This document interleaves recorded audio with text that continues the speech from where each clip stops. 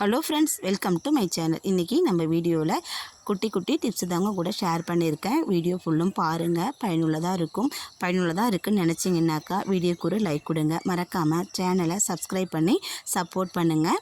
நீங்கள் கொடுக்குற like, comment, share இதெல்லாம் எனக்கு என்னுடைய வெற்றி பாதைக்கு வழிவகுக்கும். நிறைய பேர் என் வீடியோ பார்க்குறதுக்கு மிக்க நன்றி. ஆனால் லைக் போடாமல், கமெண்ட் போடாமல் வீடியோ பார்க்குறீங்க. ப்ளீஸ் லைக்கும் கமெண்ட்டும் பண்ணிவிட்டு வீடியோவை பாருங்கள். அப்போ தான் நல்ல பயனுள்ள பதிவை இன்னும் உங்ககிட்ட தேடி வந்து சேர்க்கறதுக்கு எனக்கு உறுதுணையாக இருக்கும். வாங்க இப்போ என்னென்ன டிப்புன்னு போய் வீடியோக்குள்ளே பார்த்து தெரிஞ்சுக்கலாம். ஃபஸ்ட்டு இப்போ என்னென்னு பார்த்தீங்கன்னா, நம்ம வீட்டில் உருளைக்கிழங்கு வாங்கி ஸ்டோர் பண்ணுவோம். அது நீண்ட நாளைக்கு நமக்கு இருக்காது. ஏன்னு கேட்டிங்கன்னா, அதில் முளை விட்டு வந்துடும். சின்ன சின்ன பச்சை கலரில் முளை விட்டு வரும். அந்த மாதிரி இருக்கிற உருளைக்கிழங்கை நம்ம கண்டிப்பாக பயன்படுத்தக்கூடாதுங்க. அதை பயன்படுத்தும் போது வயிற்றுக்கு உபாதையை உருவாக்கும். நமக்கு ஃபுட் பாய்சன் ஆகிடும். அதனால் அந்த மாதிரி இருக்கிற உருளைக்கிழங்கை அவாய்ட் பண்ணிவிடுங்க. அதுக்கப்புறம் நிறையா வாங்கி ஸ்டோர் பண்ணும்போது அங்கங்கே கண்ணல், அழுகல் அந்த மாதிரி இருக்கிற உருளைக்கிழங்கை எடுத்து தனியாக வச்சுட்டு நல்ல உருளைக்கிழங்கை மட்டும் ஸ்டோர் பண்ணி வைங்க. இந்த மாதிரி ஸ்டோர் பண்ணி வைக்கிறதுக்கு ஒரு டிப்பும் கூட நான் ஷேர் பண்ணியிருக்கேன். நிறைய உருளைக்கிழங்கு வாங்கி ஸ்டோர் பண்ணும்போது வீணாக போகாமல் நீண்ட நாளைக்கு இருக்கிறதுக்கு இதை ஒன்றை மட்டும் பயன்படுத்தி பாருங்கள். அது என்னன்னு பார்த்தீங்கன்னா, நம்ம எல்லார் வீட்டிலும் பயன்படுத்துகிற பூண்டு தாங்க.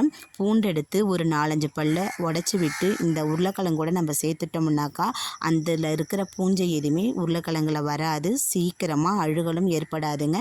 நம்ம எவ்வளோ உருளைக்கிழங்கு வாங்கி ஸ்டோர் பண்ணாலும் 1 மாத கணக்குக்கு அப்படியே இருக்கும். பூண்டு மட்டும் அதில் எடுத்து தனித்தனியாக பிரித்து வச்சு பாருங்கள், நீண்ட நாளைக்கு இருக்கும். இந்த டிப்பை ட்ரை பண்ணி பாருங்கள்.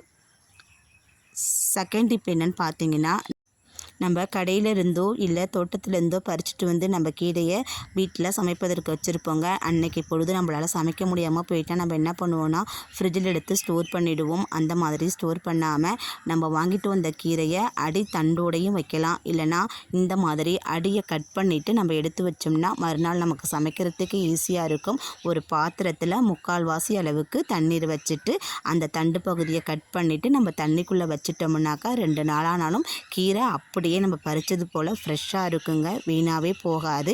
நம்ம ஃப்ரிட்ஜில் வச்சு சமைக்க வேண்டிய அவசியம் இருக்காது. ஃப்ரிட்ஜில் வச்சு சமைக்கும் போது நமக்கு ஃப்ரெஷ்ஷாக இருக்கும். ஆனால் அதில் இருக்கிற சத்து முழுசாக நமக்கு கிடைக்காது. ஆனால் ஃப்ரெஷ்ஷாக இருக்கும் கீரை. முழு சத்து வேணும்னா இந்த மாதிரி வச்சு நீங்கள் ஸ்டோர் பண்ணி பாருங்கள். கீரையில் உள்ள பூச்சி இதெல்லாமே எடுத்துட்டு அந்த மாதிரி காம்பை கிள்ளிட்டு நீங்கள் தண்ணியில் வச்சிங்கன்னா 2 நாளானாலும் ஃப்ரெஷ்ஷாக இருக்கும்.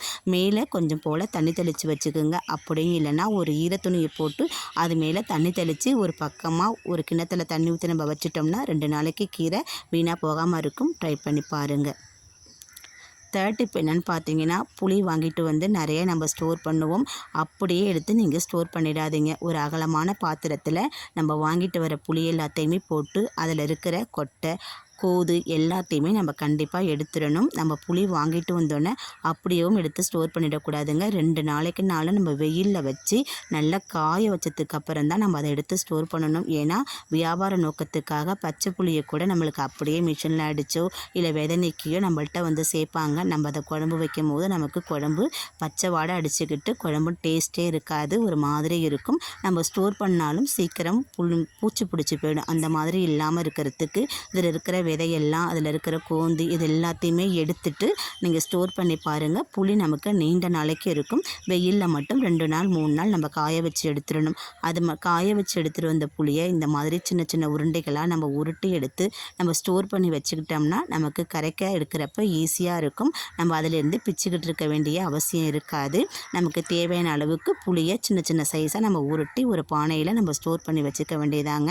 நிறையா புளி வாங்கி ஸ்டோர் பண்ணும்போது எந்த மாதிரி ஸ்டோர் பண்ணலாங்கிற வீடியோவை நெக்ஸ்ட் வீடியோவில் நான் உங்களுக்கு சொல்கிறேன். இந்த மாதிரி சின்ன சின்ன உருண்டைகளாக உருட்டி வச்சு புளியை ஸ்டோர் பண்ணி பாருங்கள். புளி வீணாக போகாமல் நீண்ட நாளைக்கு நமக்கு இருக்கும். இந்த டிப் பிடிச்சிருந்துச்சுன்னா என் சேனலுக்கு ஒரு லைக் கொடுங்க. வாங்க நெக்ஸ்ட் டிப் என்னென்னு பார்க்கலாம். நம்ம வீட்டில் புளியெல்லாம் வாங்கினோம்னா நீண்ட நாளைக்கு வச்சு ஸ்டோர் பண்ண இந்த மாதிரி ஜாடி வச்சுருப்போம். அந்த ஜாடியை நம்ம நல்லா கழுவிட்டு வெயிலில் காய வச்சு அதில் புளியோ இல்லை உப்போ வாங்கி ஸ்டோர் பண்ணி வைப்போம். நம்ம வாங்கி ஸ்டோர் பண்ணும்போது நம்ம கழுவி வைக்கிற மாதிரி பளிச்சுன்னு இருக்கும். மற்ற நேரத்தில் நம்ம எடுத்து ஒரு வாரம் கழித்து பார்த்தோம்னா அது ஃபுல்லும் எண்ணெய் பிசுக்கும் இல்லை தூசும் படிஞ்சு இருக்கும். அந்த மாதிரி படியாமல் இருக்கிறதுக்கு நம்ம வெயிலில் நல்லா கழுவி காய வச்சுட்டு அதில் எந்த பொருளை வைக்கணுமோ அதை வச்சு மூடி வச்சிட வேண்டியதான்.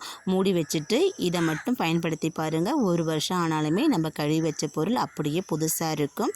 நான் சின்னதாக பாத்திரம் இருக்கிறதுனால நான் சின்னதாக கவர் எடுத்திருக்கேன். நீங்கள் பெருசாக ஸ்டோர் பண்ணுற மாதிரி இருந்தனா அரிசி சாக்கு இருக்கு இல்லையா, அந்த மாதிரி பெரிய பை எடுத்துக்கோங்க. நம்ம வைக்க வேண்டிய பொருளை வச்சுட்டு மூடி போட்டு மூடிட்டு இந்த மாதிரி ஒரு கவரோ இல்லை அரிசி சாக்கோ போட்டு நம்ம நல்லா டைட்டாக கட்டி எடுத்து வச்சுட்டோம்னாக்கா நம்ம எப்போ எடுத்தாலுமே அப்போ துளைக்கி எடுத்து வச்ச மாதிரி புதுசு போல் இருக்கும். தூசோ எண்ணெய் பிசுக்கோ கொஞ்சம் கூட இருக்காது.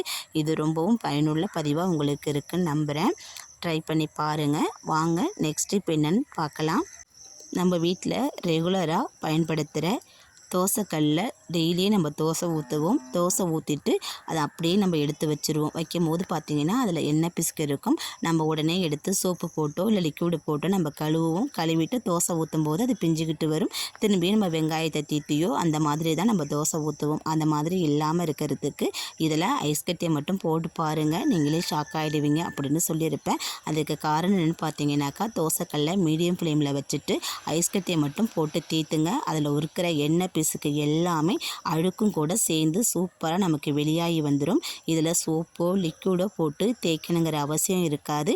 திரும்பி நம்ம தோசை ஊற்றும் போது பிஞ்சுக்கிட்டும் போகாது. அப்படியே நமக்கு மொறுமொறுன்னு தோசை சூப்பராக வரும்.